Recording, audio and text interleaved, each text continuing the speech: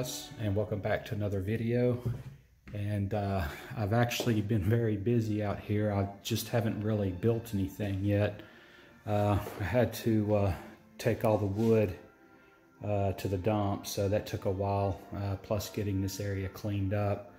I've also been busy just getting all my my wood cut, my 3/8 inch sanded plywood and my 3/4 inch sanded plywood. So I think there's enough here to build one corner module and two straight modules. I'll show you what those look like here shortly. But what I've also done is I've built me this temporary workbench.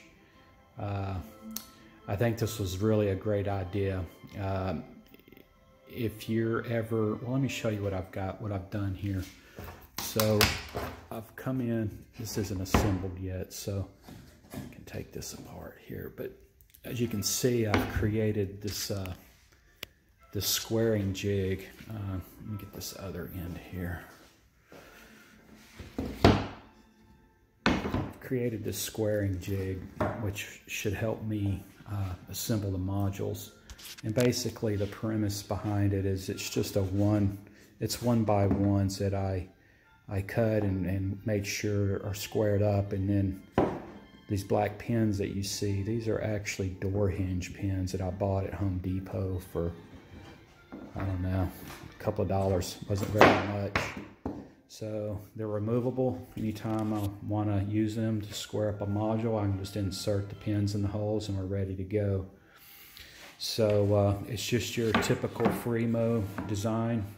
The 3/4 inch, 6 inch by 24 inch end plate.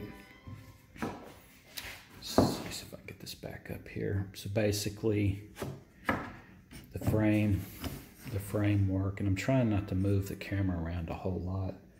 I already tried to shoot one video and it was very jumpy.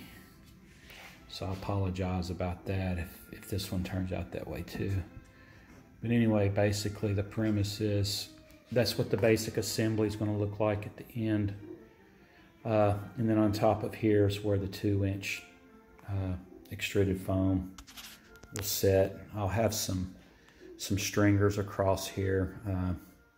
The reason this, I guess you could call it really the side joist, maybe, if you will. This part of the framework here, this 3/4 inch. The reason it's not the 6 inch height matching the end plate is because I'm mounting this 3/8 inch plywood for the fascia on both sides. I've only got it here on one side, obviously. But what this will enable me to do is, back up here a little bit. You know, not every module is going to be just perfectly flat, so this will enable me to, you know, kind of profile the fascia with the foam and get a variation in the topography for the layout. So, but the first 4 modules are mostly consisting of a train yard, so they'll be flat. So I'm hoping that things go as planned. I've got mating pins for the end plates, so I'll be using those. It is a single main line, so the track will pretty much be running down the center of the module. But as I said in the last video, I'm not going to be very rigid about that, because I want you know, I want the track to meander, if you will. I don't want it being a perfect oval going around the perimeter of the room. Speaking of room, so here's my my layout here, and as you can see, it's got I've got 4 modules on this side of the room and 4 modules on this side. This side down here is where the table's at right now, the workbench, I mean. And I got 2 here on the side. So my plan is to assemble this corner module, these 2 straight modules, and this corner module first. And so you can kind of see my track layout there. So yeah, most of that's the train, you know, it's the train yard, so it's going to be flat. But when we get down into you know, these other areas here. It's kind of industrial area here. You know, sidings and everything, little spur tracks. Like here, I'm gonna incorporate this bridge. It's a girder plate deck bridge that I built for the last layout. I never got to use it, and I spent a lot of time assembling it, so I want to use it. So yeah, that's the plan. It's not a very big layout, but I'm liking the idea of Fremo. For anyone who's in my area, I'm located in Nashville, Tennessee. If anybody out there is interested in perhaps considering or maybe talking about starting up a Fremo club in this area, just you know, hit me up with a comment, maybe share your email or whatever, and you know, we can correspond that way and perhaps, you know, get a club started. So just a thought. I don't know, I'm really looking forward to this. I like the idea of being able to take my layout down and take it with me wherever I go. As any of you guys who have been following me have known, I think this is like the third time I've tried to start a layout that I've had to, you know, previously take down. So, but yeah, looking forward to it. This will be powered by NCE, by the way. So, yeah, I don't know where my throttle's at, but I got the power cab, and I'm going to be using that. It's DCC. So yeah, but we'll take a look at all that stuff eventually. For right now, I just want to get the modules built. One other thing on the, you know, I bought. Let's turn slowly here. So I bought me a table saw. That Ryobi over there. It's a great saw. I would recommend it for the price. You can't beat it. The only thing that you need to watch out, I think I paid, I don't remember exactly what it was. It's about 130, 140, 50, somewhere around in there. Only thing you got to watch out for is when you're setting your fence, you need to measure over to your saw blade to make sure you got equal distance. You don't want to rip or cut your wood at an angle. That's really the only thing you need to watch out for. But it's been great because I've been able to cut my plywood and get nice, even, consistent cuts.